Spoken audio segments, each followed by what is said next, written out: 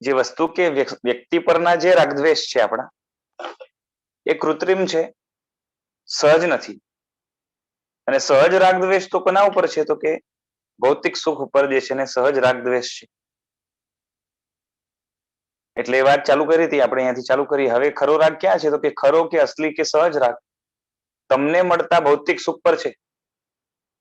એટલે કે મૂળથી આપણો રાગ ક્યાં જામેલો છે? કે ભૌતિક સુખ જ્યાં છે, એટલે કે પૂદગલ જનિત સુખ, બરાબર છે, એના ઉપર રાગ છે. હવે તકલીફ ક્યાં છે? કે પૂદગલ થી સુખ પડતું જ નથી. પૂદગલ બહુ તો દુઃખને દૂર કરી શકે. પૂદગલ બહુ તો શું કરી શકે? તો કે દુઃખને દૂર કરી શકે. અને એ પણ દુઃખ કયું? તો કે ભૌતિક દુઃખ. અને એ પણ દૂર એટલે શું? તો કે થોડુંક ઓછું, પૂરેપૂરું નહીં. એટલે આપણે અહીંયા શું થાય છે? કે એકચ્યુઅલી જે સુખ નથી તેને સુખ માનીએ છીએ અને એના ઉપર રાગ જામેલો છે. તમને જેમાંથી સુખ મળે ત્યાં ચોટો ને. તેમાંથી સુખ મળતું બંધ થાય એટલે બીજે ક્યાંકથી સુખ મળે ત્યાં ચોટો. માટે કોઈ વસ્તુ કે વ્યક્તિ નહીં, પણ તેના દ્વારા મળતા ભૌતિક સુખ પર તમને સહજ રાગ છે. રાગ મહેનતથી પેદા નથી થતો. આ જે સહજ રાગ છે કોઈનો કરાવ્યો પણ થતો નથી અને કોઈનો છોડાવ્યો પણ છૂટતો નથી. તમને તમારી મા પર રાગ કેમ છે? કે લાગણી આપીને પંપાળીને મોટો કર્યો માટે. જન્મ પહેલા આ વ્યક્તિ પર રાગ નહોતો, પણ પછી ધીરે ધીરે વાતાવરણ મળ્યું એટલે રાગ ઉભો થયો. એમ ઘણી વખત શું બને? કે લગ્ન કે સગાઈ પહેલા બંને વ્યક્તિ એકબીજાને ઓળખતી ન હોય, જાણતી પણ ન હોય.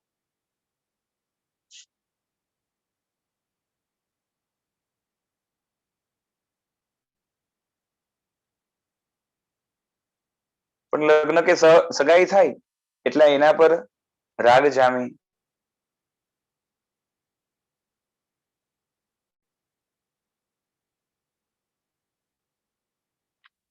અને પાછા વાંધા પડે તો તૂટે પણ કેવા? તમારા સંસારનું સ્વરૂપ કેવું છે? જેમ સગી દીકરીને જન્મ આપે, પાલન પોષણ કરીને મોટી કરો, ભાઈ બહેન સાથે હળી મળીને મોટા થાય, પછી સગપણ થાય એટલે એ ઘર મારું, મા બાપને મૂકીને પતિના ગૃહે ચાલી જાય. કારણ શું? હવે ત્યાં સુખ વધારે લાગે છે, ત્યાં મારા પણ જોડાયું છે. સંસારમાં જ્યાં જીવને સુખ લાગે ત્યાં સુખ માટે બધું ત્યાગ કરતા એને વાર નથી લાગતી. અમે જ્યારે દીક્ષા લઈએ ત્યારે બધું છોડીને નીકળીએ તો લોકો કહેતા હોય કે કેવી રીતે છોડીને જાય છે? પણ તમારી દીકરીને કોઈની સાથે લવ થાય તો કુટુંબને છોડતા વાર ખરી? તમારા દેખાતા કેટલાય છોકરા આમ ઘર છોડીને નીકળી ગયા. આવા તો કેટલાય દાખલા મળે. ગમે તેટલો રાગ લાગણી હોય પણ એક ઝાટકે તોડતા વાર ન લાગે. કારણ કે જેને હવે બીજી વ્યક્તિમાં સુખ દેખાય છે અને એ વ્યક્તિ પણ ન ફાવે તો તેને પણ છોડતા વાર ન લાગે. બરાબર છે? આ મૂળ કારણ શું છે? કે તે વ્યક્તિ પર ઔપચારિક રાગ છે. વ્યક્તિ પરનો મૂળ રાગ નથી. મૂળ રાગ સુખ પરનો છે. જ્યાં સુખ લાગશે ત્યાં આત્મા રાગના તાતણાથી બંધાઈ જશે. જ્યાંથી સુખ મળે તે જોઈએ અને દુઃખ મળે તે જોઈતું નથી. ભૌતિક સુખ અને દુઃખ પર મૂળભૂત રાગદ્વેષ છે. હવે તે રાગદ્વેષની જે તીવ્રતા છે, મજબૂતી છે, બરાબર છે, તેને જ મિથ્યાત્વની ગાંઠ કહેવાય છે. એને રાગદ્વેષની ગાંઠ કહો તો પણ ચાલે. એ રાગદ્વેષની ગાંઠ જ મિથ્યાત્વને પકડીને રાખે છે, જકડીને રાખે છે, અને મિથ્યાત્વની ગાંઠ પણ એને કહેવાય. એટલે મિથ્યાત્વની ગાંઠ તે જ સહજ રાગની તીવ્રતા. આ સહજ રાગ ઘણો આગળ સુધી રહેશે પણ એની તીવ્રતા ઘટે ઘણા અંશે. થોડીક જાગૃતિ આવે ત્યારથી મોક્ષ માર્ગની શરૂ થાય. તેના પ્રભાવે જ જીવ, આ રાગ જે છે સહજ રાગ, એના પ્રભાવે જ સાચું ખોટું જોવા જીવ તૈયાર નથી. રાગની તીવ્રતા અને મિથ્યાત્વ સાથે જોડાયેલા છે. મિથ્યાત્વ કેમ કે આપણે જોયું ને કે કષાયોની તીવ્રતા જ્યારે હોય છે ત્યારે વ્યક્તિ વિવેક ભાન બધું ભૂલે છે. કોઈ જગ્યાએ એવો જોડાયેલો છે રાગના કારણે કે દ્વેષના કારણે કે ત્યાંથી એનામાં વિચારકતા, વિવેક પેદા જ નથી થતો. મિથ્યાત્વની ગાંઠ તૂટી એટલે સહજ રાગ નબળો પડે, તેની તીવ્રતા તૂટે પણ ગાંઠ તૂટી છે કે નહીં તેની ચકાસણી કરવી પડે. અનંત કાળમાં મિથ્યાત્વની ગાંઠ એક વખત ભેદાયા પછી તે ફરી બંધાતી નથી, પરંતુ જ્યાં સુધી તે ભેદાતી નથી ત્યાં સુધી સંકિતના દરવાજા બંધ છે. કારણ કે ગ્રંથિનો ભેદ ન થાય, ગાંઠ ન ભેદાય ત્યાર સુધી સંકિત થતું નથી. પહેલી વાર સમ્યક દર્શન પામવા માટે આ રાગદ્વેષની તીવ્રતા રૂપ, સહજ રાગની તીવ્રતા રૂપ જે ગ્રંથિ છે, જેને મિથ્યાત્વની ગ્રંથિ કે ગાંઠ કહેવાય છે, એ ગ્રંથિ જ્યાર સુધી ભેદાતી નથી અને એને ભેદવા માટે અપૂર્વ શુદ્ધિ, અપૂર્વ વિલ્યોલ્લાસની જરૂરત પડે છે. માટે આત્માએ અપૂર્વ નામનો કરણ કરવો પડે છે. એ અપૂર્વ કરણ થાય, એ અપૂર્વ કરણના જે અધ્યવસાય છે, જે ભાવ છે, એના દ્વારા જ ગ્રંથિનો ભેદ થાય છે. અને ગ્રંથિ ભેદાયા પછી આત્મામાં જે અધ્યવસાય જન્મે છે એને અનિવૃત્તિકરણ કહેવાય છે, જે અવશ્ય સમ્યક દર્શનને પ્રાપ્ત કરાવે એ પણ નજીકના કાળની અંદર છે, એકદમ જ ટૂંક સમયમાં. એટલે ગ્રંથિનો ભેદ ન થાય ત્યાર સુધી મિથ્યાત્વથી આત્મા દૂર થઈ શકતો નથી. બરાબર છે? ત્યાં સુધી મિથ્યાત્વ હા મોડું પડી શકે, નબળું પડી શકે, પણ મિથ્યાત્વને તોડવું હોય, સમ્યક દર્શનને પ્રાપ્ત કરવી હોય, શ્રદ્ધાની શુદ્ધિ જોઈતી હોય તો ગ્રંથિનો ભેદ જરૂરી છે. એકવાર ગ્રંથિ ભેદાઈ ગઈ ફરીથી નહીં બંધાય. બરાબર છે? અનંત કાળમાં મિથ્યાત્વની ગાંઠ એક વખત ભેદાઈ ગયા પછી તે ફરીથી બંધાતી નથી, પરંતુ જ્યાં સુધી તે ભેદાતી નથી ત્યાં સુધી સંકિતના દરવાજા બંધ છે. ગાંઠ તાળું મારીને બેઠી છે, એક વખત તૂટી ફરી તે બંધાવાની નથી.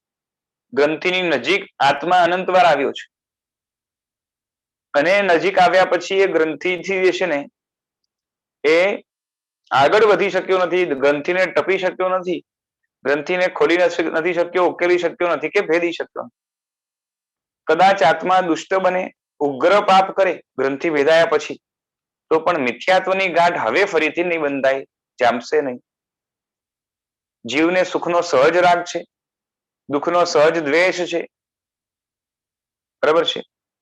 જે જન્મ્યા ત્યારથી છે અને મરતા સુધી રહેવાનો છે, આગલા ભાવમાં પણ સાથે આવવાનો છે. જે સ્થિત પ્રજ્ઞની ભૂમિકામાં જે જીવો છે એના સુખને દુઃખના રાગ નથી હોતા. સહજ જે સુખ કે દુઃખનો રાગ છે એ ક્યારે જાય તો કે છઠ્ઠી દ્રષ્ટિમાં, યોગની. બરાબર છે? એમાંથી એ પાછો નીચે પડે તો ગયું, પણ એ દ્રષ્ટિમાં હશે તો સુખ ને દુઃખના જે સહજ રાગ છે નહીં રહે. આપણે તો અત્યારે 24 કલાક અનુકૂળતા ઈચ્છીએ છીએ. પ્રતિકૂળતા આવે એટલે તરત ઊંચા થઈ જઈએ અને અનુકૂળતા આવે એટલે ગેલમાં આવી જઈએ, મોજમાં આવી જઈએ. પણ તેમાં તીવ્રતા તો ન જ જોઈ. પ્રગાઢતા આવી જાય, એનો આગ્રહ આવી જાય પછી એ મજબૂત બને છે અને મિથ્યાત્વનું કારણ બને છે. બરાબર છે? સંસારના ભૌતિક સુખોને જ્ઞાનીઓએ નિંદ્યા છે. કેમ? કારણ કે બધા સુખ વિકારથી જ પામી શકાય છે. વિકાર વગર, અશુદ્ધિ વગર એ પામી શકાતા નથી. વિકારના પોષણથી જ મેળવી શકાય છે અને ભોગવી શકાય છે તેવા છે. બરાબર છે? જેમ અંદરમાં વાસના ન હોય તો ભોગનું સુખ ન મળી શકે, અને વાસના એ અંદરનો વિકાર છે. બરાબર છે? એટલે વિકારમાંથી જ બધા ભૌતિક સુખનો જન્મ છે.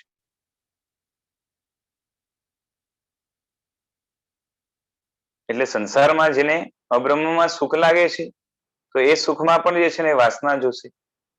તેમ ધનની પણ જો આસક્તિ, જો પેલા અંદરમાં આસક્તિ હોય, બરાબર છે, જે વિભાવ રૂપ છે, વિકાર રૂપ છે, તો આસક્તિ હોય તો પૈસા કે શ્રીમંતાઈમાંથી જે છે ને સુખ મળે, એને જોઈને હરખાય. પૈસાથી માનસિક આનંદ કોને આવે? જેના મનમાં ધનની તૃષ્ણા હોય. બરાબર છે? સાહેબજી કહે છે કે અમને કોઈ કહે કે લો લાખ રૂપિયા તો આનંદ થાય? ના થાય. કારણ કે અમે તેને અડવાના પણ નથી. અમને તેમાં રસ કે રાગ ન હોય માટે આનંદ ન થાય. એ જડ વસ્તુ છે. ભલે તમે ભૌતિક ક્ષેત્રમાં તેને મહત્વ આપતા હો, પણ આ છોડવા જેવું છે, પાપનું સાધન છે, તેનાથી થતા ધર્મ કરતા ઊંચો ધર્મ કરવા જેવો છે. અને પૈસાથી થતો જે ધર્મ છે એના કરતા ઊંચો ધર્મ જે સાધુપણાની અંદર છે, એવું શ્રાવક તરીકે મનમાં હોવું જોઈએ. સંસારના સુખમાં, સંસારનું જે સુખ છે એની અંદર વિકારોનું સેવન આવશે. વિકારનું સેવન કર્યા વગર સંસારનું એક પણ સુખ ભોગવી શકાતું નથી. બરાબર છે? આ બધું વિકારથી પેદા થતું સુખ છે. એટલે તેની નિંદા કરી છે. બાકી મૂળભૂત રીતે શાસ્ત્રમાં સુખની નિંદા નથી. સુખ પમાડવા માટે જ ધર્મ સ્થપાયો છે. જે સુખ નથી મળ્યું આજ સુધી, આત્માનું સ્વાભાવિક ઓરિજિનલ જે સુખ છે એ નથી મળ્યું, અને એ મેળવવા કે પમાડવા માટે જ ધર્મ છે. તીર્થંકરોને પણ સુખ જોઈતું હતું, માટે જ સંસાર છોડ્યો. જો મોક્ષમાં સુખ ના હોય તો મોક્ષે જવાની જરૂર પણ નથી, સાધનાની પણ જરૂર નથી. પરંતુ જે નિંદા છે તે વિકારી સુખની નિંદા છે, સ્વાભાવિક સુખની નિંદા નથી, આત્મિક સુખની નિંદા નથી. આ ભૌતિક સુખમાં સહજ રાગ ભ્રમણાના કારણે જન્મ્યો છે. કારણ કે જે સુખ નથી ત્યાં સુખ દેખાય છે એ જ ભ્રમણા છે. અનંત કાળથી વિકારોમાં જ જે મજા આવે છે તે મહાભ્રમણા છે. એક તો વિકાર વિકૃતિ પોતે દુઃખરૂપ છે, અને એની અંદર મજા આવે, બરાબર છે? તો એને જે છે ને શું કહેવાય કે જેમ ઔષધને કોઈ આહાર સમજે તો કહેવાય કે જે છે ને ભાન ભૂલ્યો છે. તો એ જ રીતે અહીંયા વિકાર છે. વિકારને વધારવાનું કામ કરે છે. એ દુઃખને વધારવાનું કામ કરે છે, પાપને વધારવાનું કામ કરે છે, સંસારને વધારવાનું કામ કરે છે, દુઃખની પરંપરા ચલાવવાનું કામ કરે છે, અને એની અંદર સુખ દેખાય, મહાભ્રમ છે. આ મહાભ્રમણા એટલે જ મિથ્યા છે. અને એનું મૂળ છે ગ્રંથિ. ગ્રંથિનું મૂળ છે તીવ્ર રાગદ્વેષ. અને રાગદ્વેષનો જે રાગ છે, એટલે રાગદ્વેષ જ જે છે ને ગમે છે, તે જ રાગદ્વેષમાં રહેલી તીવ્રતા છે. રાગદ્વેષનો રાગ એ જ રાગદ્વેષની તીવ્રતા.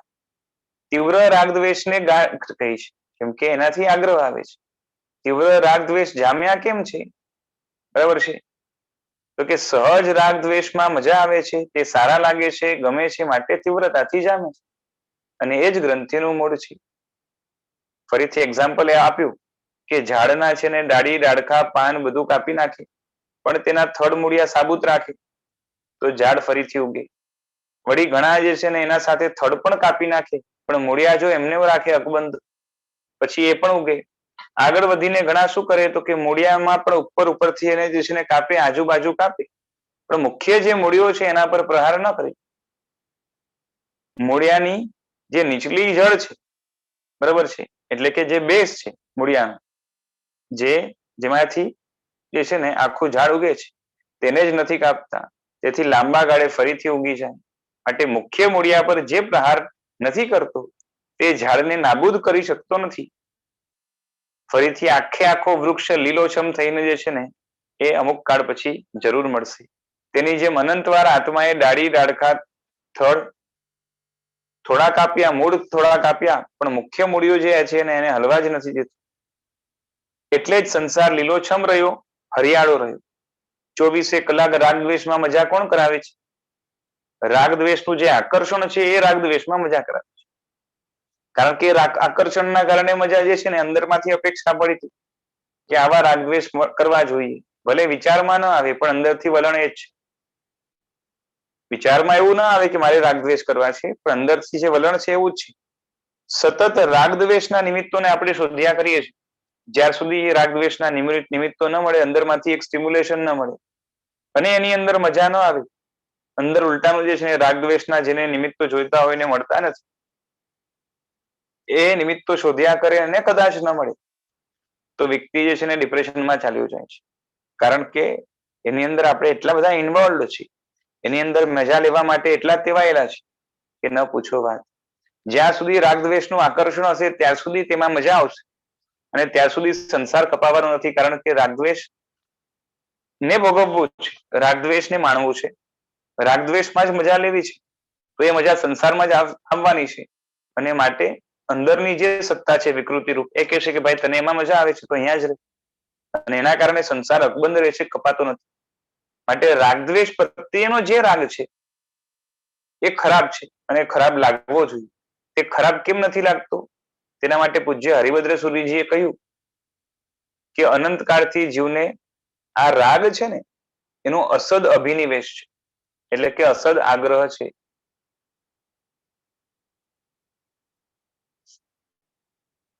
એટલે કે આગ્રહ પૂર્વક, એટલે કે જોઈએ જ એ પ્રમાણે રાગ દ્વેષ જે છે ને એ વ્યક્તિને ઈષ્ટ હોય છે. રાગનો અસદ અભિનિવેશ એ જ જે છે ને આખા સંસારની માં છે. અસદ અભિનિવેશ એટલે શું કહ્યું તો કે અસદ આગ્રહ, એક પ્રકારનો રાગ દ્વેષ પ્રત્યેનો કે કશાયો પ્રત્યેનો આગ્રહ પડ્યો છે અંદરમાંથી કે એ મળે ને તો મજા આવે. એક વસ્તુ સારી લાગે એટલે મહત્વ રૂપે આગ્રહ બંધાય છે. આ સામાન્યથી નિયમ છે. અને રાગ દ્વેષને આપણે અંદરમાંથી ઘણું ઘણું મહત્વ આપતા જ હોઈએ છીએ અને એના કારણે મહત્વ એવું બંધાઈ ગયું છે જાણે રાગદ્વેષ વગર આપણું અસ્તિત્વ જ નથી. મોટા ભાગના જીવો ધર્મ કરનારા કે ધર્મ ન કરનારા એમ માને કે પ્રસંગે રાગદ્વેષ કરવા જોઈએ, ભલે આમ ખરાબ હોય પણ ક્યારેક તો જે છે ને કરવા જ જોઈએ, એના વગર ન ચાલે. એટલે રાગદ્વેષ પ્રસંગે ન કરે તો એને લાગે કે નુકસાન થશે. રાગદ્વેષ વગર જીવનમાં મજા શું? અવસરે ક્રોધ કે પાપ પણ કરવા પડે, બરાબર છે, કરવા પડે એમ નહીં, અંદરમાંથી આગ્રહ એવો હોય કે કરવા જ જોઈએ. વળી ગુણ કેળવતા એવું થાય કે ગુણો કેળવશું, એક લિમિટમાં કેળવવાના, નહીં તો લૂંટાઈ જઈશું, બરાબર છે. કંઈક સારું દેખાતું હોય ભૌતિક ઊંડે ઊંડે પણ તો ગુણ કેળવવા વ્યક્તિ તૈયાર થઈ જાય, પણ એ જ ગુણ જે છે ને એને લાગે કે આનાથી ભૌતિક ત્યાગ વધી જશે, ભોગવવાનું ઘણું આવશે, નુકસાન થશે, તો એ પાછી મૂકી દે. એટલે એને ગુણોથી સીધા કઈ લેવા દેવા નથી. એ ગુણો કેળવશું તો લૂંટાઈ જશું, બરબાદ થઈ જશું, હેરાન થઈ જશું. જેમ સમજો કે ઉદારતા ગુણ છે, ઉદારતા કેળવવી એટલે શું? તો લાગે કે ખિસ્સું ખાલી થશે. દાન આપતી વખતે શું લાગે કે ખાલી થઈ ગયા એમ લાગે કે મેળવ્યું એમ લાગે. આપણે દાન આપીએ, બરોબર છે, તો મેં આપ્યું એવું લાગે, મારું ખાલી થયું એવું લાગે, કે મને ઘણું મળ્યું એવું લાગે. શું લાગે છે? આપણે આપ્યું તો મને મળ્યું એવું લાગે, કે મેં આપ્યું એવું લાગે, કે મેં ગુમાવ્યું એવું લાગે?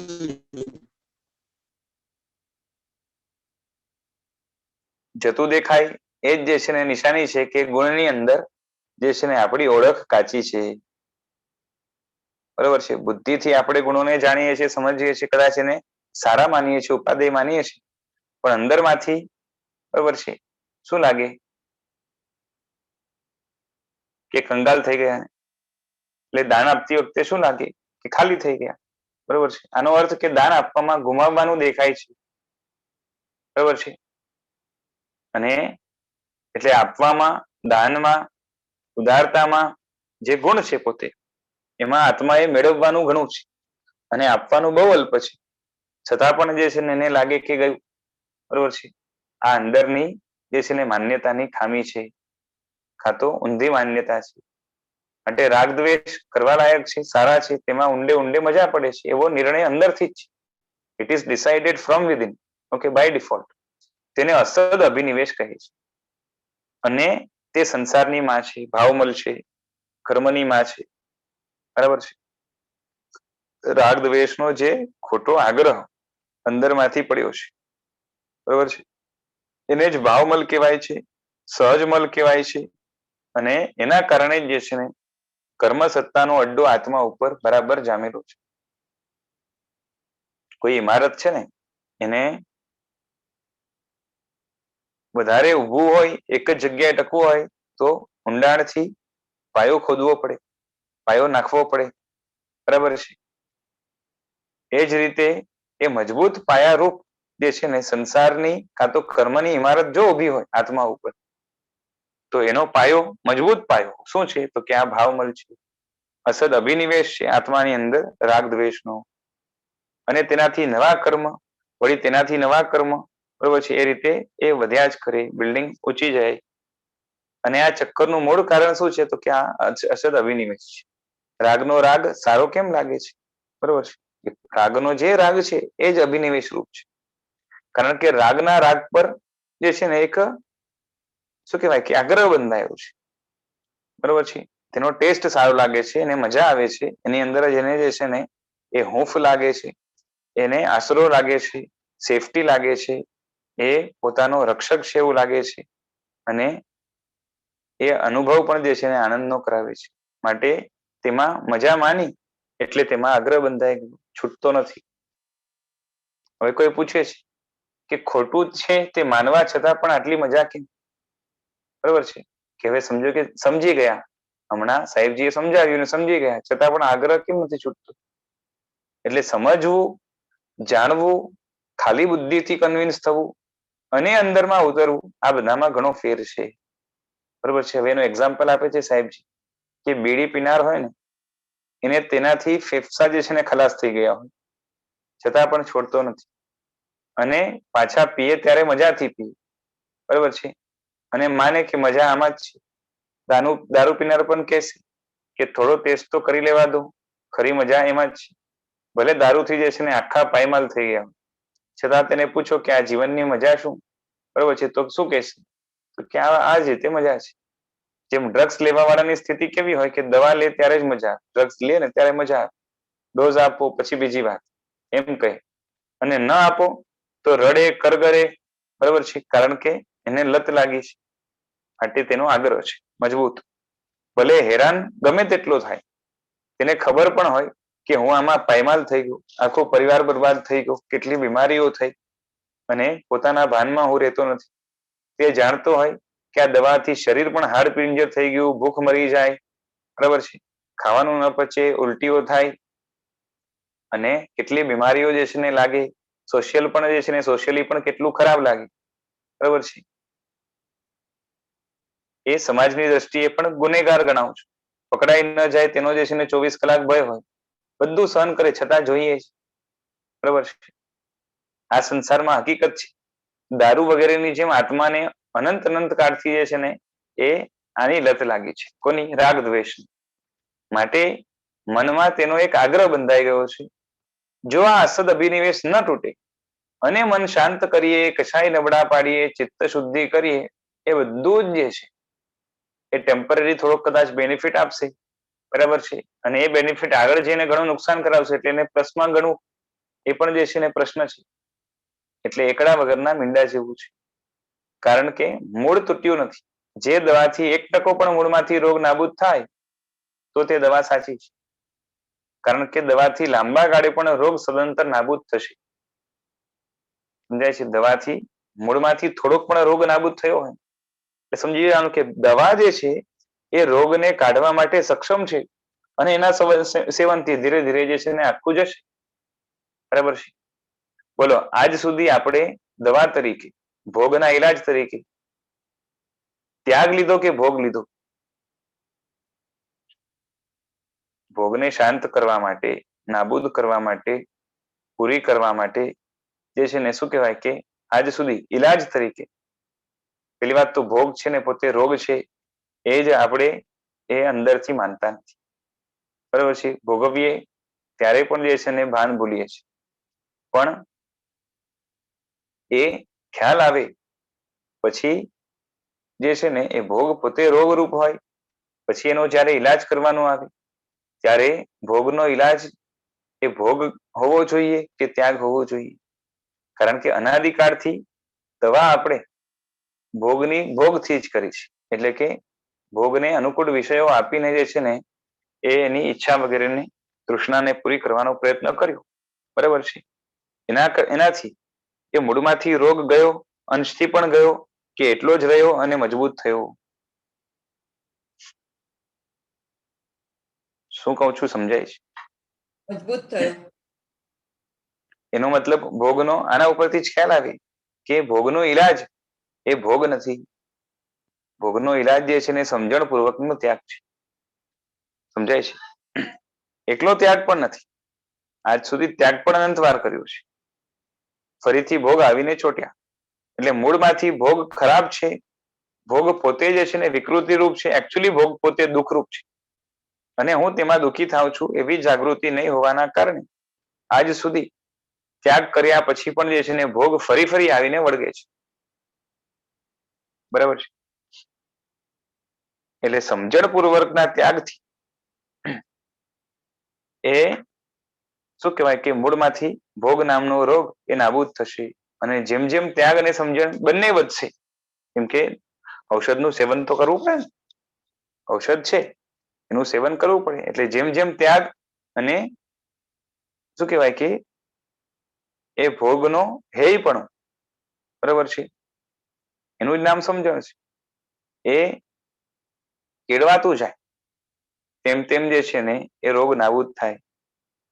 સમજાય છે? હવે ઘણાને શું છે ખબર છે, ઘણા એ વ્યવહારથી એટલા વાસિત હોય અને નિશ્ચયની જે છે ને કંઈ પડી જ ન હોય તો એ શું કરે, તો કે છે ને એ ત્યાગ કરી દે અને સમજણ ન કેળવી એટલે ભોગ જે છે ને એ મૂળમાંથી ન જાય. ઘણા સમજણ કેળવે પણ ત્યાગ કરવા તૈયાર ન હોય. એટલે સમજી જવાનું કે સમજણ જે છે ને શબ્દમાં જ છે, મનની અંદર વિચાર રૂપે છે અને કદાચ બહુ તો બુદ્ધિની કન્વિન્સિંગ રૂપે છે, પરંતુ ત્યાગ તરફનું એનું વલણ ન હોય. એટલે એવા વ્યક્તિ જે છે એ કેવા છે, તો એકાંત નિશ્ચયવાદી હોય છે, એ લોકોનું આવું હોય છે. અને જે બંનેના કોમ્બિનેશન સાથે ચાલે બરાબર છે, કેમ કે એમાં પણ મોક્ષ માર્ગની અંદર શરૂઆતમાં એ શું કહેવાય કે ક્રિયા રુચિપણું છે, બરાબર છે, એ ત્યાગની પ્રધાનતા છે. અને સમજણ એ બુદ્ધિમાં કદાચ ઘણી હોય પણ અંદર શ્રદ્ધા રૂપે સ્ટાર્ટિંગમાં તો ઓછી જ છે અને પછી ધીરે ધીરે વધે છે, બરાબર છે. એટલે કે સમજણ પણ જોઈએ ને ત્યાગ પણ જોઈએ. બંનેમાંથી એક પણ નહીં હોય, એકાદ નહીં હોય તો જે છે ને દવામાં ગડબડ થશે. સમજાય છે ને? ઘણી દવા કેવી હોય કે કોમ્બિનેશનમાં લેવી પડે. બે ગોળી લો તો એક લો તો ગડબડ થાય, બે સાથે લેવી પડે. તો એ રીતે અહીંયા પણ છે, બરોબર છે. અને પછી એટલે મૂળમાંથી થોડુંક પણ ઓછું થાય એટલે સમજી લેવાનું કે દવા જે છે ને હવે કામ કરી ગઈ અને હવે એનું સેવન કર્યા કરો એટલે મૂળમાંથી જે છે ને રોગ નાબૂદ થાય અને સંસારનો ઉચ્છેદ થાય.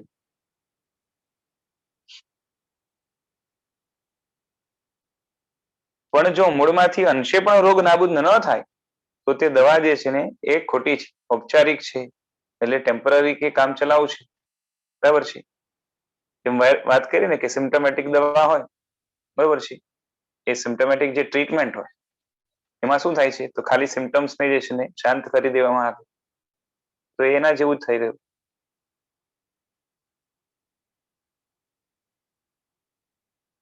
કે જેમ એ ડાળી પાંદડા એ કાપીએ અને જે છે ને એનો થડ મૂળ જે છે ને એ એઝ ઇટ ઇઝ રાખીએ, બહુ હોય તો થડ કાપીએ પણ મૂળિયા એમને એમ રહી જાય.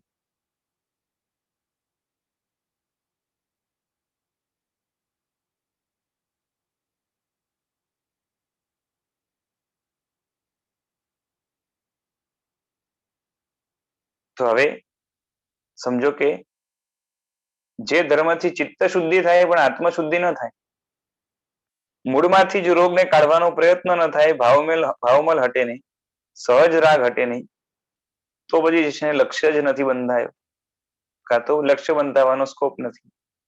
અને માટે એ મૂળ તાત્વિક લક્ષ્ય વગરનો જે ધર્મ છે એ શુદ્ધ ધર્મ નહીં બને, શુદ્ધિનું કારણ નહીં બને. માટે ધર્મથી થોડીક પણ આત્મશુદ્ધિ થાય તો જ ખરો ધર્મ છે.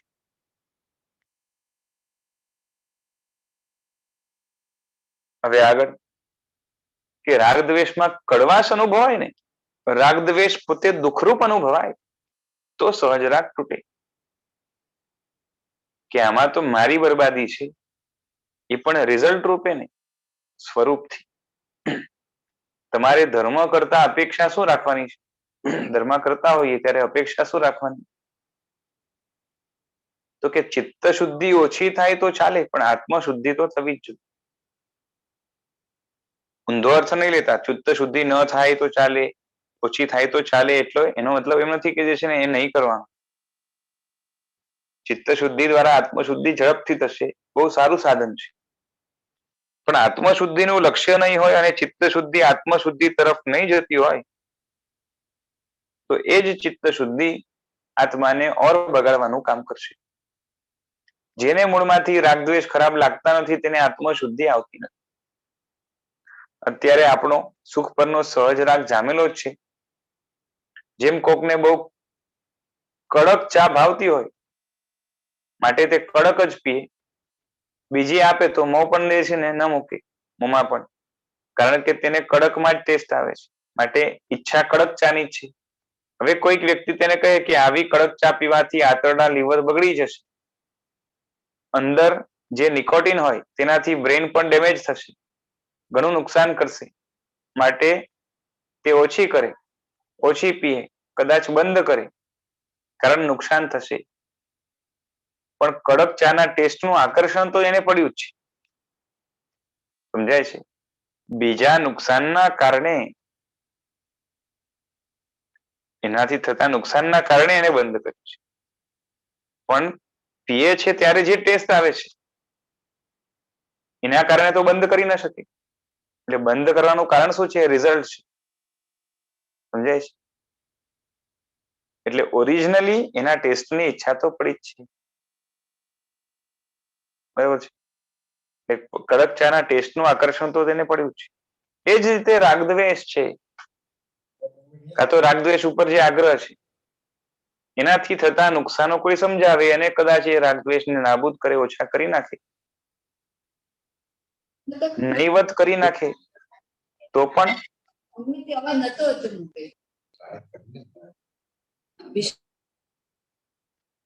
એ મૂળમાંથી જે છે ને એને ન કાઢે. હા, એક પ્રશ્ન પૂછો એટલે મેં ઓન કરેલું. હા, બોલો બોલો. એટલે આપણે હમણાં આગળ જે લીધું કે કોઈ વ્યક્તિને નિકોટિન છે, ચા વાળું જે એક્ઝામ્પલ હમણાં લીધું ને, કે એને ખબર છે એટલા માટે પણ આકર્ષણ તૂટ્યું, એ જ આપણે એ જ ટાઈપનું એક યોગ દ્રષ્ટિમાં આપણે લીધેલું કે આવી રીતના રાગ અને રુચિનો ફેર માટે, કે કોઈકને એક સિગરેટનું એક્ઝામ્પલ લીધેલું કે રાગ છે પણ એની રુચિ તૂટી છે, એમાં એને સિગરેટથી કેન્સર થાય તો એને નુકસાન થયું. હા, તો અહીંયા આગળ તો પછી એ સેટ ના થાય કે ચલો રાગ છે ભલે પણ એમાંની એની રુચિ તૂટી છે. હા, તો અહીંયા તો ને એ હમણાં તો જો પેલું એક્ઝામ્પલ ખાલી એ જે છે ને, એટલે પેલા એક્ઝામ્પલ ને વધારે એક્સટેન્ડ કરવું તો કરી શકાય. આ તો ખાલી એક્ઝામ્પલ તરીકે આપ્યું હતું. જેમ સમજો કે સિગરેટ પીનાર છે, બરોબર છે, એનાથી કાં તો દારૂ પીનાર છે એનાથી ફેફસા લીવર જે બગડે, કાં તો એને કેન્સર વગેરે આવ્યું, જે એક્ઝામ્પલ ઘણી વાર લીધું છે. બરોબર છે, તો કેન્સર એકચ્યુઅલી એનો રિઝલ્ટ છે, પણ મૂળથી હજી એને સિગરેટના એમાં રસ પડે છે. એને રાગ પડ્યો છે પણ એની રુચિ તૂટી, આપણે એમાં એનું એ રીતના કનેક્શન. હા, અહીંયા કનેક્શન જુદી રીતે કર્યું છે.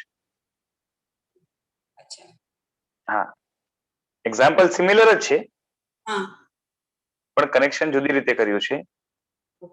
તો કનેક્શન કેવી રીતે કર્યું છે? હા, કે કોઈ પણ ભોગ છે તો ભોગથી શું કહેવાય કે આગળ જઈને નુકસાન થતું હોય માટે ભોગને છોડે,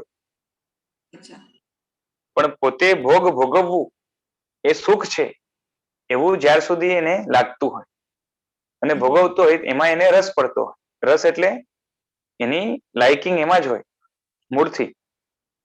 એટલે કીધું ને કે સંસારનું સુખ છે એ હેતુ કે ફળથી દુઃખરૂપ લાગે તો સંસાર નહીં તૂટે, સ્વરૂપથી દુઃખરૂપ લાગવું જોઈએ. ભોગવવા પહેલા ઘણી મહેનત વગેરે જે કરવું પડે એ દુઃખરૂપ છે જ. લાવો, બનાવો, ચાવો, બરાબર છે, કાં તો ભોગવો, એ બધામાં કષ્ટ તો છે જ. આગળ જઈને જે છે ને શું કહેવાય કે હવે ભોગ માટે જે છે ને પૈસા ખલાસ થઈ જાય, શરીરની શક્તિ વપરાઈ જાય, ઇવન ઘણા જીવોની હિંસા વગેરે થાય માટે પાપ લાગે, માટે દુઃખ આવે, આ બધું ભોગનું રિઝલ્ટ છે. બરાબર છે, જે દુઃખરૂપ છે. તો હેતુ ને ફળ દુઃખરૂપ લાગે એમાં કોઈ નવાઈ નથી. બરોબર છે, કોઈને સમજાવો તો સમજી પણ જાય. જ્યારે ભોગવો છો ને એ ભોગ પોતે સ્વયં ત્યારે દુઃખરૂપ છે, બરાબર છે, એવું લાગવું જોઈએ. એ એંગલ થી અહીંયા સમજવા માંગે. આની અંદર છે ને રુચિ શબ્દ દરેક ઠેકાણે વપરાય છે. હા, કે એ ભોગવવા જેવું નથી એવું એને અંદરથી લાગે. બસ હા, એના ઉપર રુચિ આવે.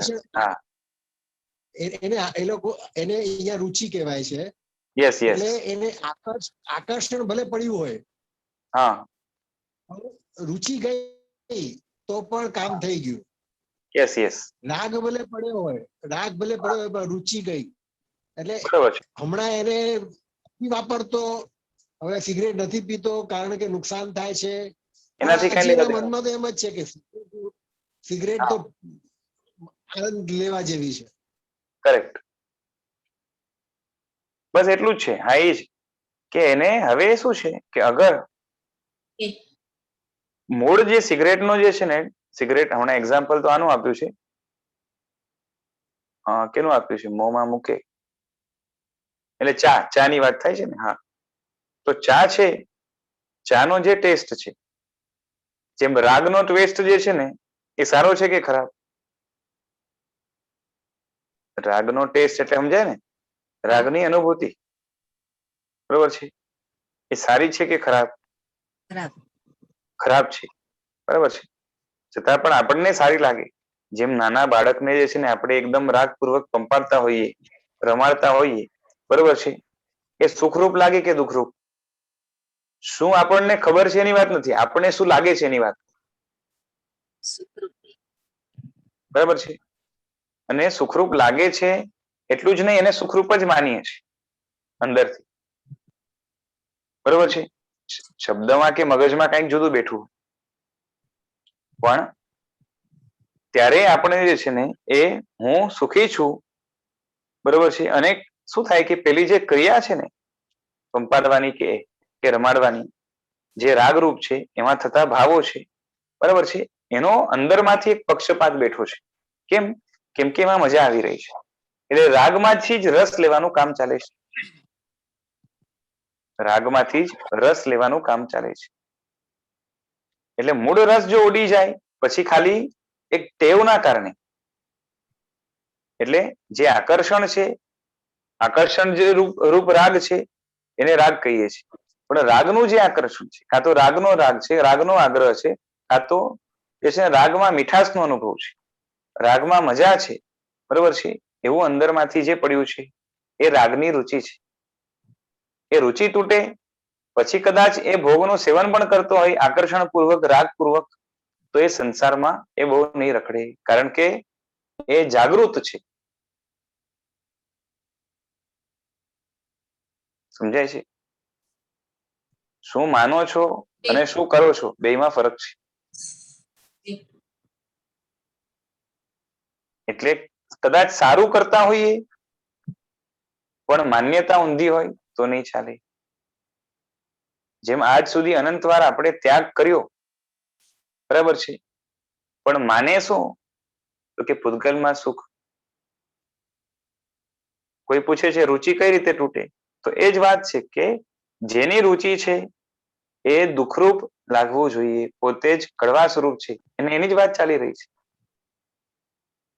કે રાગ દ્વેષ પોતે દુઃખરૂપ જ છે એવો નિર્ણય થાય, બરોબર છે, બુદ્ધિથી નિર્ણય થાય એ બરાબર છે, પણ એ નિર્ણય અંદર સુધી પહોંચવો જોઈએ. આપણી ફિલિંગ સુધી એ નિર્ણય પહોંચે પછી જ્યાં જ્યાં રાગ દ્વેષ આપણા જીવનમાં, ત્યારે હું દુઃખી છું એટલું તો ભાન રહેશે.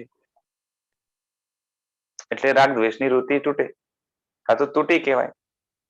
પણ જ્યાં સુધી એ ઘૂંટાયું નથી, અંદરમાં ઉતર્યું નથી, ફિલિંગ રૂપે અનુભવાતું નથી કે હું આ સમયે દુઃખી છું, બરાબર છે, રાગના સમય કે દ્વેષના સમય, મને કહો રાગ દ્વેષ વગરનો આપણો આખો દિવસ એક સેકન્ડ પણ જાય છે? બેમાંથી એક હોય કે નહીં? બરાબર છે. એટલે આખો દિવસ હું દુઃખી છું એવો અનુભવ ખરો?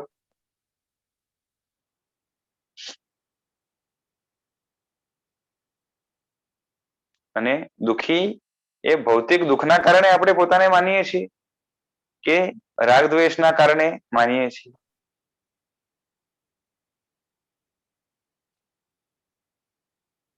આપણા અંદર જે ઉકળાટ છે કે દુઃખ છે એ વધારે કયું છે?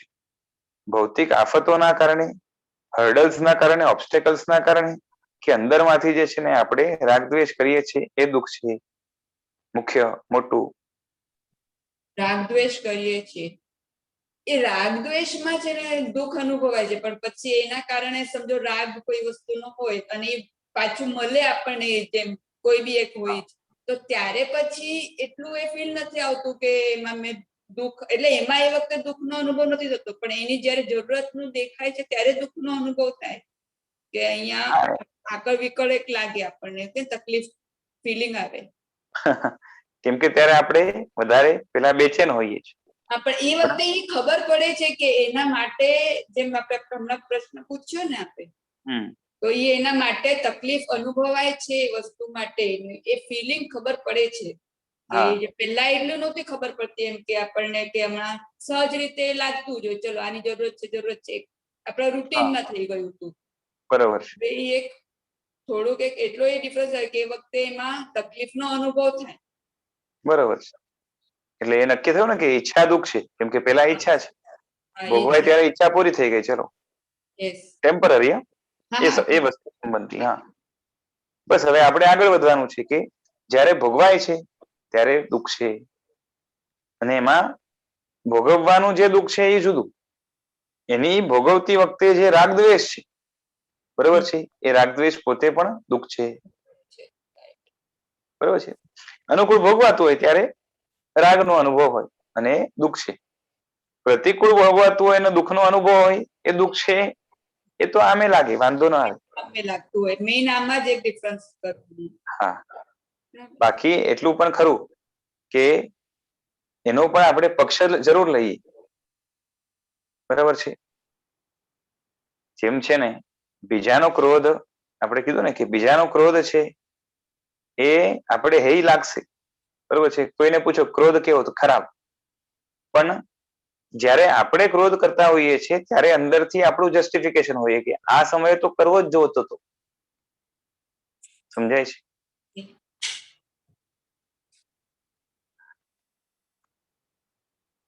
ક્રોધ કર્યા વગર કે કોઈ પણ કશાય કર્યા વગર, એટલે અપ્રશસ્ત કશાયની વાત ચાલે છે. સંસાર પણ વ્યવસ્થિત ચાલી શકે, બરાબર છે, ઉલટાનું બહુ સારી રીતે ચાલી શકે, એના બેસ્ટ એક્ઝામ્પલ તીર્થંકરો પોતે છે. સમજાય છે? ઉલટાનું કશાયોના કારણે આપણે ભૌતિક જે છે ને સુખો, એમાં પણ જે છે ને એ મજેથી રહી નથી શકતા.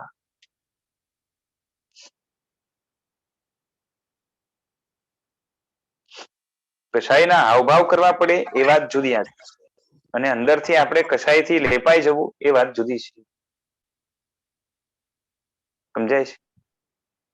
વ્યવહાર માટે રાગ દ્વેષની એક્ટિંગ કરવી એ જુદી વસ્તુ છે, અને અંદરમાંથી રાગ દ્વેષથી લેપાવવું એ વાત જુદી છે.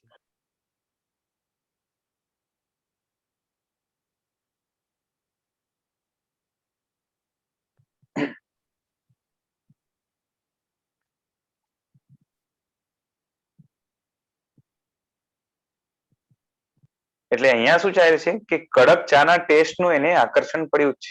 એને ચા કેના માટે મૂકી? તો કે બીજા નુકસાન થાય છે એના માટે મૂળથી એની જે છે ને ઈચ્છા મરી નથી, પણ ખાલી નુકસાનના કારણે એને ઈચ્છા દબાવી છે. બરાબર છે?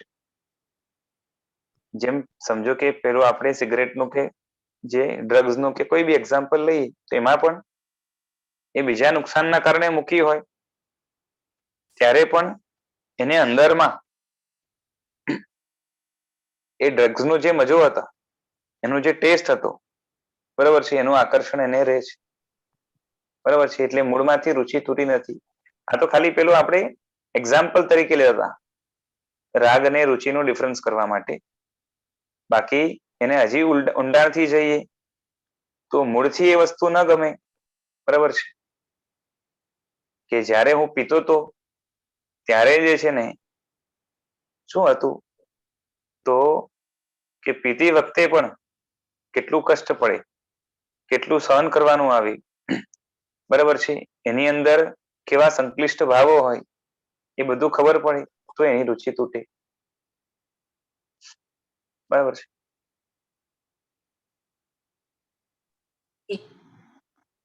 હવે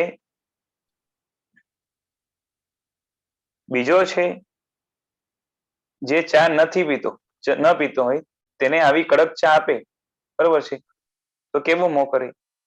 કારણ કે એમાં ટેસ્ટ નથી લાગતો. જેને કડક ચા ભાવતી હોય એને કડક ચામાં ટેસ્ટ લાગે, બરાબર છે. કદાચ ચાના કારણે મીઠાશનો સ્વાદ ગમતો હોય, ગરમ ગરમ પીવાનું ગમતું હોય, પણ સ્ટ્રોંગ સ્વાદ એનો રસ એને નથી બીજા વ્યક્તિને, કારણ કે કડક ચા પીતા કડવાશનો અનુભવ તેને થાય છે. કડક ચા હોય ને એ વધારે કડવી હોય ને, બરાબર છે. તેમ રાગ દ્વેષમાં થોડીક પણ કડક ચા ઓરિજિનલી કડવી છે, પણ જેને કડવી એટલે કડક ચાનો જેને શોખ છે, એ જેને ગમે છે, એમાં કડવાશમાં પણ એને મજા છે, બરાબર છે. એમ રાગ દ્વેષ છે એ અંદરમાંથી કડવાશ રૂપ છે, ઝેર રૂપ છે, બળતરા રૂપ છે, દુઃખ રૂપ છે, બરાબર છે. પણ એ જ્યાર સુધી ન અનુભવાય ત્યાર સુધી મૂળથી એનું આકર્ષણ નહીં તૂટે, બરાબર છે. અને જો અનુભવાશે તો સહજ રાગ તૂટશે. તેવી જ રીતે તમને કહીએ કે આવા કષાયના ભાવોથી કેવા કર્મો બંધાય, બરાબર છે. તે જ્યારે વિપાકમાં આવશે તો જીવની શું હાલત થશે તે બધું સાંભળીને આ ભાવમાં ગુસ્સો ન કરો. તેમ તમને ગુસ્સો કરવાથી શરીર પર શું નુકસાન થાય એ સમજાવ્યું, બરાબર છે. બાયોકેમિકલ કેવી અસર પડે મગજમાં જે છે ને, એ મગજના જે મગજ તંત્રમાં મહત્વના છે તેવા એ ઇમ્બેલેન્સ થાય, એટલે માનસિક ઇમ્બેલેન્સ થાય.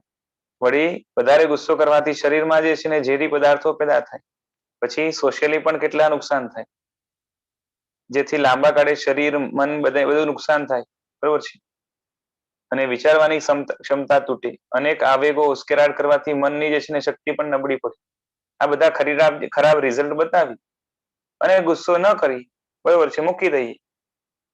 પણ એમાં કડવાશનો અનુભવ જ્યાં સુધી ન થાય કે ગુસ્સો પોતે કડવાશ રૂપ છે, બરોબર છે, અંદરથી જે છે ને એક જાતનું એ શું કહેવાય કે ઘૂંટણ છે, સમજાય છે.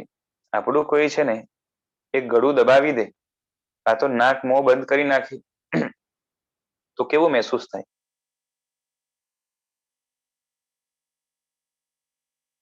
સમજાય છે. અને 5-10 મિનિટ બંધ રાખે તો શું થાય? રામ રમી જાય.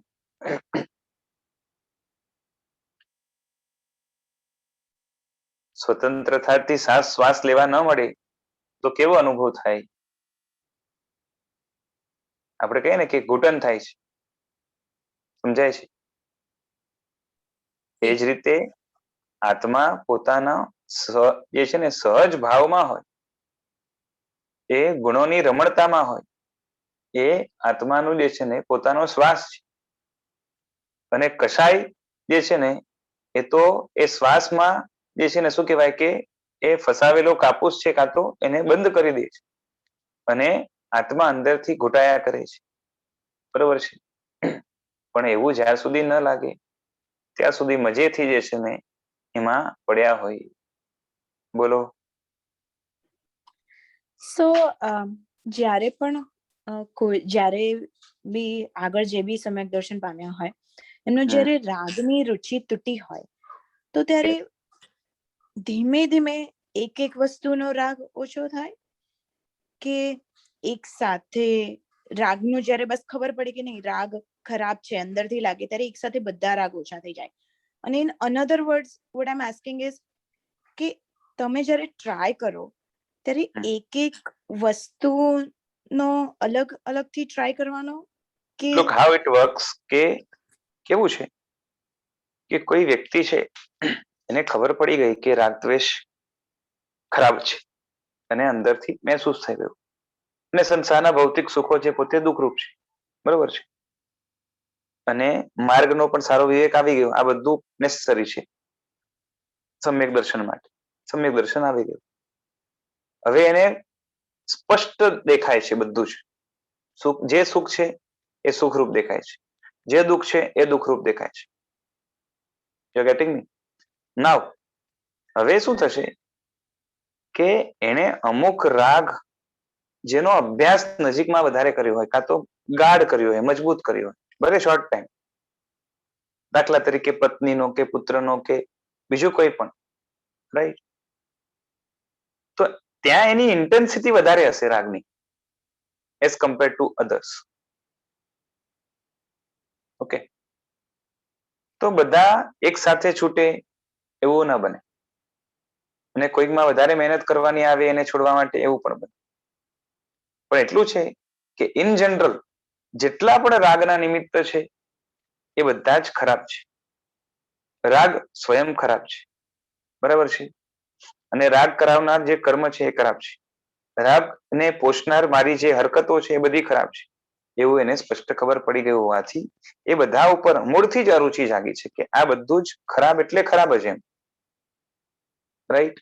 હા, હવે કેવું છે કે એનામાં પ્રમાદ કેટલો છે એના ઉપર ડિપેન્ડ કરે છે. પ્રમાદ વધારે હોય તો એ રાગને હવે કાઢવાનો પ્રોસેસ કરવો પડે ને. જે વસ્તુ ખરાબ લાગી ગઈ, જેમ આપણા ઘરમાં કચરો હોય તો રોજ રોજ કાઢી લઈએ ને, બરોબર છે. હવે ખરાબ લાગી ગઈ તો સમજો કે આખું ઘર છે ને હવે આપણા પ્રમાદના કારણે એ રોજે રોજ, તો શું છે કે કચરાવાળા આવતા હોય એટલે આપણે જે છે ને બાલટી ભરીને આપી દઈએ, જાય. પણ જયારે આપણે નાખવાનું આવે તો ઘણા આળસુ માણસો શું હોય કે 5 દિવસે ભેગો કચરો નાખશું, એવું કરે ને, સમજાય છે? હા. અને ઘણો કચરો જમા થઈ ગયો હોય તો જે છે ને ધીરે ધીરે કરીને નાખે. હવે એમાં પણ કોઈની સ્પીડ વધારે હોય તો ફટાફટ એ જે છે ને નિકાલ થઈ જાય, અને સ્પીડ ઓછી હોય તો ધીમે કરીને નિકાલ થાય. એ પણ જે છે ને એ પોતાની શક્તિ ઉપર પણ ડિપેન્ડ કરે છે, અને પોતે કેટલો જે છે ને શું કહેવાય કે ઓછા પ્રમાદ વાળો છે એના ઉપર પણ ડિપેન્ડ. ઘણાને શક્તિ ઓછી મળી હોય, પ્રમાદ ન હોય, સમજાય છે? દાખલા તરીકે હમણાં ફાસ્ટ રાગ દ્વેષ કાઢવા એવી શક્તિ હાલમાં આપણી પાસે નથી, બરોબર છે. અને સાથે સાથે જે છે ને વાતાવરણ પણ પ્રમાદ વાળું છે, એટલે આપણા માટે બે સાઈડ નુકસાન છે. પણ જેટલી શક્તિ છે એનો પણ આપણે જે છે ને શું કહેવાય કે એ 5% પણ ઉપયોગ કરતા નથી જેટલી છે એનાથી. અને ઉપરથી જે છે ને પ્રમાદને પણ ખંખેરવાનો જે છે ને આપણો જેટલો પ્રયત્ન વધારે હોય એટલું આપણે કરી શકીએ.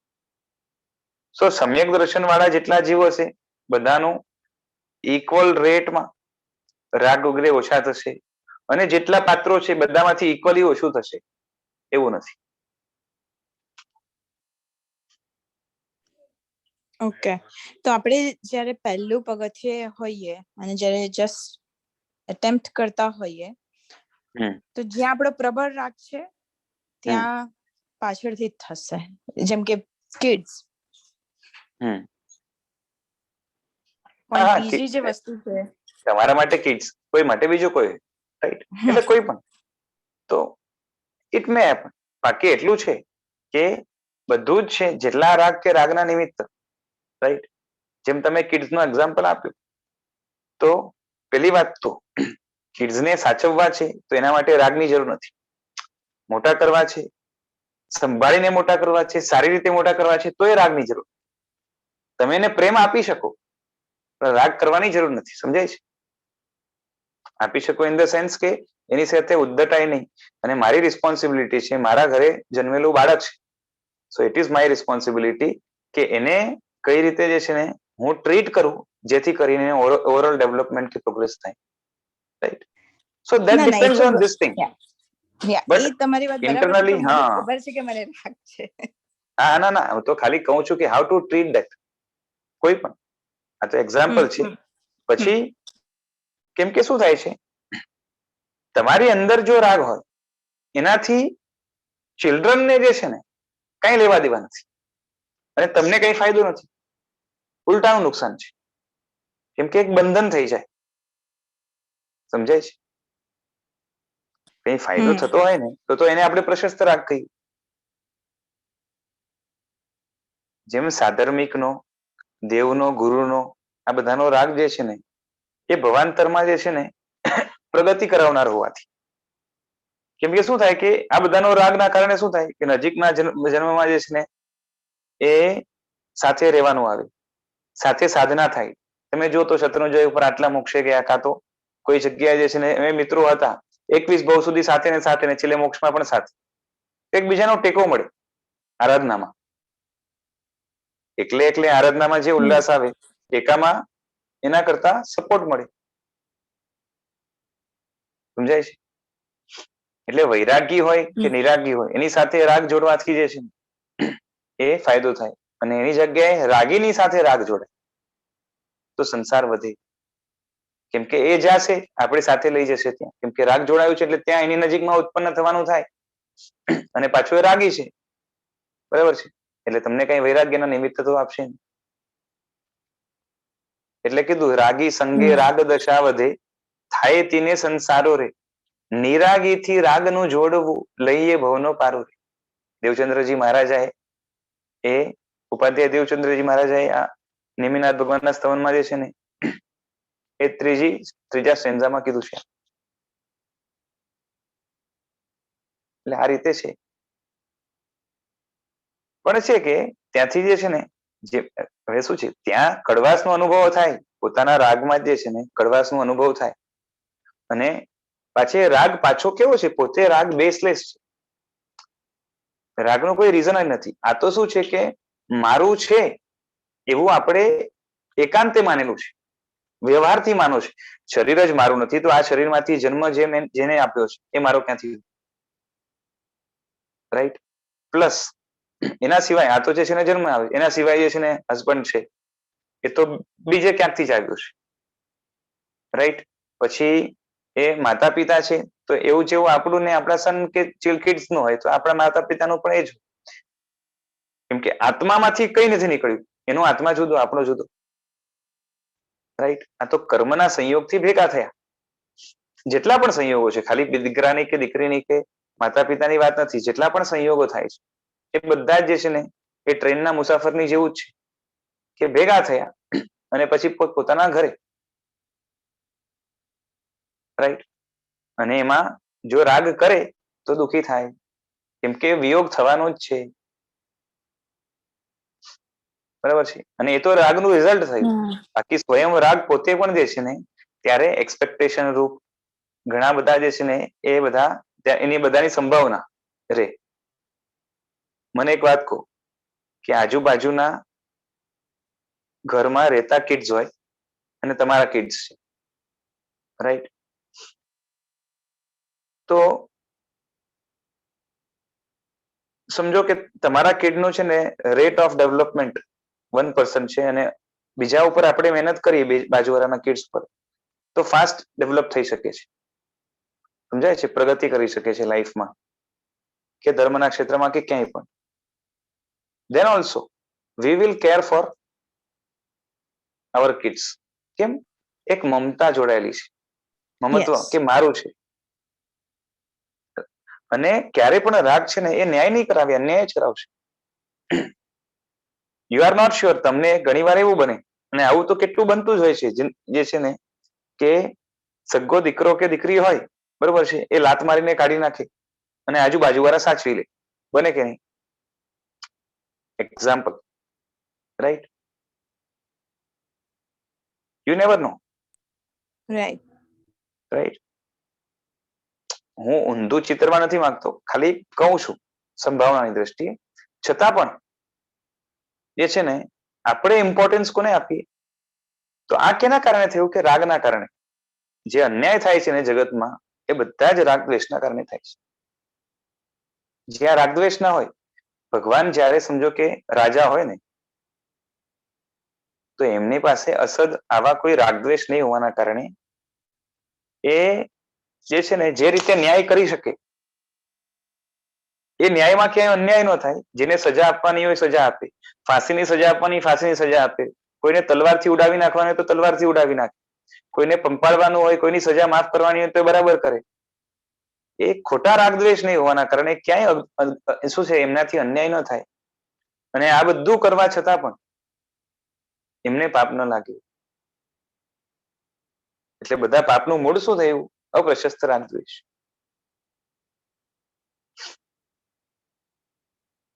જે ખોટા મમત્વમાંથી, ખોટા અહં અને ખોટા મમમાંથી પેદા થાય છે.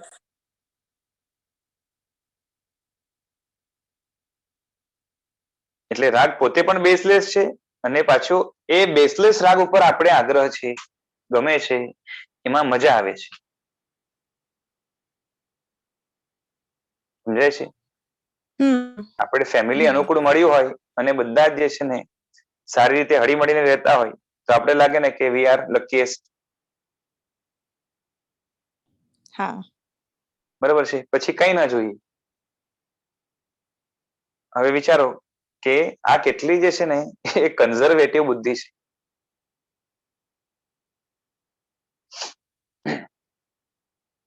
આ બધું જ જે છે ને ક્ષણમાં વિખાઈ જવાનું છે. બધું જ કેટલું પણ સારું મળ્યું હોય ને એને વિખાતા જે છે ને કેટલો ટાઈમ લાગે.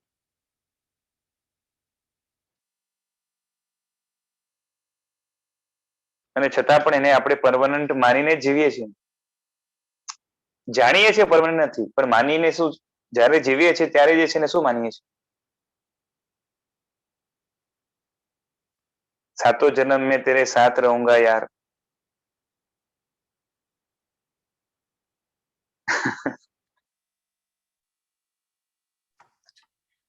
Yeah, I think કે હું જ્યારે રાગ શબ્દ બોલું ને એટલે મને કિડ્સ જ યાદ આવે.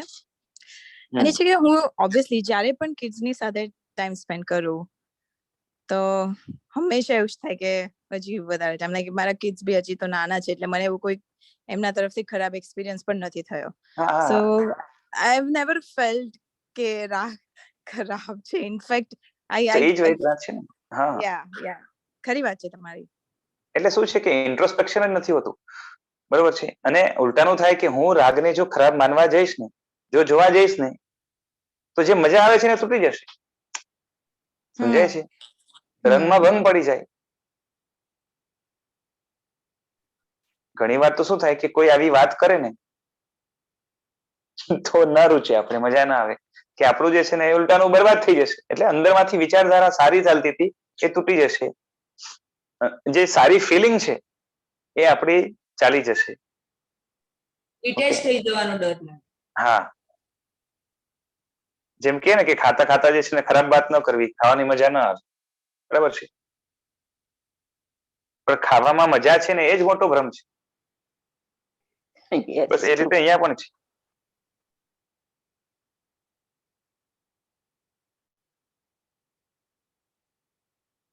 ડિટેચ થવું છે ને આપણે એકચ્યુઅલી શું થાય છે ખબર છે? વૈરાગ્ય કે ડિટેચમેન્ટમાં આપણે એકલા થઈ જશું, કઈ રસ નહીં રહે, સાવ નીરસ થઈ જશું. આ બધું અંદરમાં પડ્યું છે. કારણ કે રસ જ એમાં પડ્યું છે આપણો. રાગ દ્વેષમાં એટલો રસ છે ને કે એ ન મળે ને તો આપણી લાઈફ બોરિંગ, નીરસ થઈ જશે એવું લાગે છે. એટલે તો છે ને હમણાં રાગદ્વેષ તરત છોડવાની વાત પણ નથી કરતા શાસ્ત્રકાર. ખાલી એટલું કહે છે કે તું કમસે કમ કબૂલ તો કર કે આ ખરાબ છે, ચલ ને. પછી તરત રાગદ્વેષ નહીં છોડાવીએ, સારા રાગદ્વેષ કરાવીને તને એમાં રાખશું. બરાબર છે? કમથી કમ પાપથી તો હળવો થા. પણ એ જ કહું છું ને, એવો એક્સપિરિયન્સ જ નથી થતો કે આ ખરાબ છે. એક્સપિરિયન્સમાં જો એક વાત સમજો, યુ હેવ ટુ ઓબ્ઝર્વ. તમે એક વાત સમજો કે મેં ઘણી વાર કીધું છે આમે કે કોઈ વ્યક્તિ છે એકદમ સંતોષી છે, એને જે છે ને કઈ નથી જોતું. રાઈટ? કોઈ જાતનું જે છે ને આકર્ષણ પણ નથી એને, અને મસ્ત છે. બીજો વ્યક્તિ જેને રાગ છે, ફોર એક્ઝામ્પલ તમારી વાત કરીએ તો કિડ્સ નો રાગ, ચલો બરોબર છે, તો એમાંથી મનોરથો પેદા થશે બધા. એને રમાડવું, એને ખવડાવવું, એને આમ કરવું, એને તેમ કરવું. બરાબર છે? આ મનોરથોનું કારણ જ રાગ છે, એટલું તો તમે સમજો છો ને? સમજાય? તો આ બધા જે મનોરથો છે એ બધા ઈચ્છારૂપ છે ને. અને ઈચ્છા પોતે એક વ્યક્તિને કોઈ ઈચ્છા નથી, એકને ઈચ્છાઓ છે. બરોબર છે? તો એ ઈચ્છા અને અનિચ્છા બંનેમાંથી એ શાંતિ કોને છે? તો જેને ઈચ્છા નથી. બરોબર છે? બંનેમાંથી જે છે ને એ પેલા દલવલિયાપણું કહેવાય ને, એ કોને હશે? તો કે જેને ઈચ્છા છે. બરોબર છે? બંનેમાંથી થોડોક જે છે ને આમ કેવો ને કે એક જાતનો સ્ટ્રેસ જ કે આમ કરવું આમ કરવું આમ કરવું આમ કરવું, બરોબર છે. આપણે હસી ખુશી કરતા હોઈએ કેમ કે ઈચ્છામાં પણ મજા લઈએ છીએ, પણ એકચ્યુઅલી શાંતિ, કેમ કે તમે શાંતિને સુખ કહેશો, અશાંતિને દુઃખ કહેવું પડશે, અને ઈચ્છા વાળો અશાંત છે એ તો કબૂલ કરવું જ પડશે. એ શાંતિથી બેસે નહીં, કારણ કે એને અંદર જે છે ને મથામણ ચાલુ. હવે ઈચ્છા જે રાગમાંથી પેદા થાય છે, બરોબર છે, એટલે ઈચ્છાની યોની જ રાગ છે જેમાંથી પેદા થાય છે. જેમ કડવાશમાંથી કડવાશ પેદા થાય, મીઠાશ ન થાય. આપણે કહીએ ને કે લીમડો છે એમાંથી કઈ આંબો પેદા ન થાય, બરોબર છે. તે રાગ પોતે ખેંચાણ રૂપ છે, શાંતિ રૂપ નથી, બરોબર.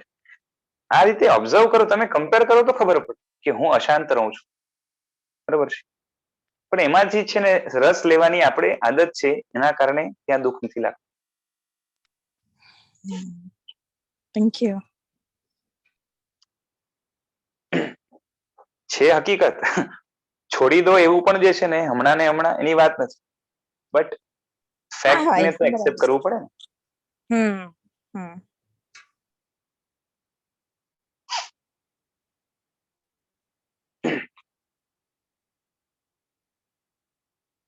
આ તો શું છે કે જેમ તમને કિડ્સ પર રાગ છે, એમ કોઈ વ્યક્તિને શું કહેવાય કે ગર્લફ્રેન્ડ બોયફ્રેન્ડ હોય એને એકબીજા પ્રત્યે રાગ હોય, બરોબર છે.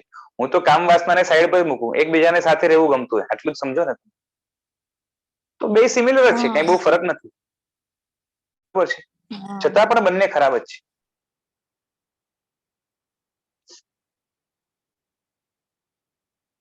અને જે કામ વાસના કે ભોગની જે પ્રવૃત્તિ હોય છે, બરાબર છે, એ બધામાં પણ જે છે ને થાય છે શું, જેમ આપણે ખાવા પીવાનું એ પણ ભોગ છે, એ રીતે કામ વાસનામાં પણ ભોગ જ છે, બરોબર છે. આમાં પણ ઈચ્છા છે, આમાં પણ ઈચ્છા છે.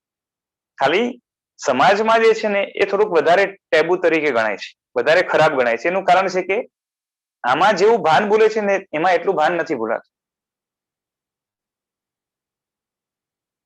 અને એના કારણે શું થાય છે કે ઘણા અકૃત્યો થાય છે. અને શું થાય કે ખાવા પીવામાં શું છે કે એ એક બલાત્કાર ગણાશે નહીં. આપણે એપલ સુધારીને ખાઈએ ને તો એ પણ બલાત્કાર જ છે, એપલની મરજીથી નથી કાંઈ, સમજાય છે. એપલને આપણે એની ઈચ્છાથી ખાઈએ છીએ કે બળાત્કારે ખાઈએ છીએ?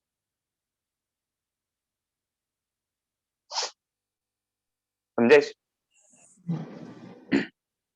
બેયની ઈચ્છા હોય તો ભોગ આખી અલગ વસ્તુ છે.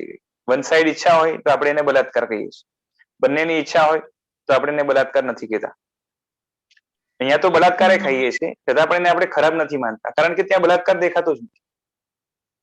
બલાત્કાર એટલે એ છે ને પેલું નહીં, મરજી વગર એને ખવાય છે, બરાબર છે. અને એકેન્દ્રિય બધા જીવને આપણે બલાત્કારે રેસી નાખીએ છીએ, ખલાસ કરી નાખીએ છીએ, પણ તે દેખાતું જ નથી.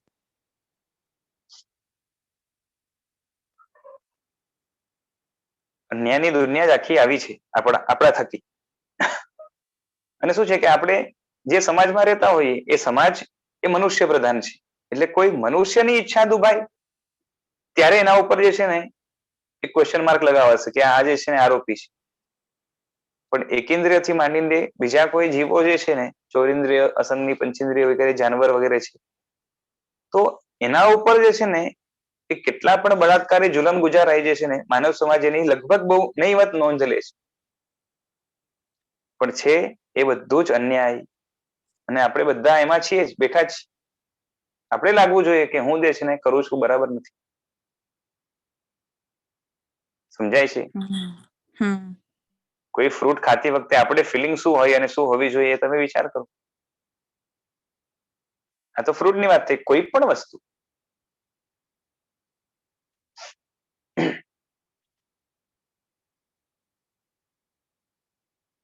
આ રાગદ્વેષ એટલા સહજ થઈ ગયા છે ને, જ્યાં મન ચોટે ને ત્યાં એની પાછળ એટલા આપણે જે છે ને એમાં ખોવાઈ જઈએ છીએ કે આપણી વિચારક શક્તિ જે મળી છે ને એ સાઈડમાં રહી જાય. અને વિચારો કદાચ ચાલતા હોય તો એ રાગદ્વેષને પુષ્ટિ મળે ને એવા વિચારો ચાલતા હોય. સમજાય છે? કોઈએ ખાવાનું સારું બનાવ્યું ઘરમાં તમારે, અને એ સામેથી પૂછે કે કેવું બન્યું છે, અને તમે કહો કે બહુ મસ્ત બન્યું છે, બરોબર છે, એનાથી કઈ પાપ ન લાગે. એક વાત સમજો, કેમ કે જેવું હોય એવું તો કહી શકાય ને, એમાં ક્યાં વાંધો છે. સારું ખરાબ એટલું આપણે ઓળખીએ ને, આપણે રાગપૂર્વક કહીએ છીએ ને, તકલીફ ત્યાં છે.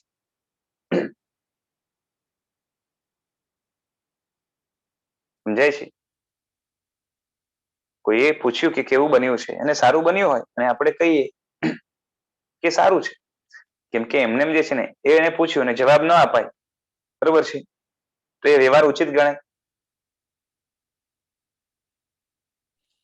સામે વાળાએ પૂછ્યું અને આપણે જવાબ ના આપી, બરોબર છે, એ કઈ ઉચિત વ્યવહાર ન ગણાય. પણ ખાલી એટલું જ છે કે ત્યાં જે બોલીએ એમાં રાગદ્વેષ ભળવા ન જોઈએ. આપણે તો રાગદ્વેષ પણ ભળી જાય અને રાગદ્વેષનો પક્ષપાત પણ ભળી જાય.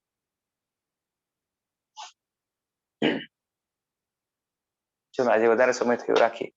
જેના વિરુદ્ધ બોલાયું તો ઈચ્છામિ દુક્કડમ પ્રણામ.